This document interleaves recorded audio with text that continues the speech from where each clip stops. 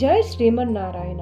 తిరుప్పావై 14వ పాసురం. உங்கள் புலக்கடை தோட்டத்துவாவியல் செங்கல் நீர் வாயு நெலகிந்து அம்பலுவாய் கும்பினாகான் செங்கல் பொழுக்கூடை வெண்பல் தவத்தவர் தங்கள் திருக்கோயில் சங்கிடுவான் போகின்றார் எங்களை முன்னம் எழுப்புவான் வாய் பேசும் நங்காய் இருந்திராய் நானாதாய் நாவுடையாய் செங்கொடு சக்கரம் ஏந்தும் தடக்கையன் பங்கைய కన్నానై పాడే ఏలోరెంబావాయ్. స్నానము చేయుటకు గోపికల ఎల్లరును మేల్కొల్పదనని పలికి నిద్రపోతున్న ఒక ఆమెను ఇందు మేల్కొల్పుచున్నారు.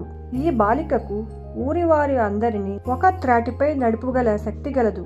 ఓ పరిపూర్ణురాలా, నీ పెరటిలో ఉన్న దిగుడు బావిలో ఎర్ర తామర పువ్వులు వికసించినవి, నల్ల కలువలు ముడుచుకొని పోవుచున్నవి అనగా తెల్లవారుచున్నదని భావము.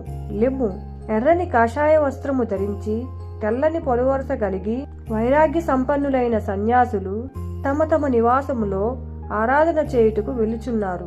లెమ్ము, నీవు ముందుగా మేల్కొని వచ్చి మమ్ములను లేపుడేయట్లు మాట ఇచ్చితివి, మర్చిపోయితివా?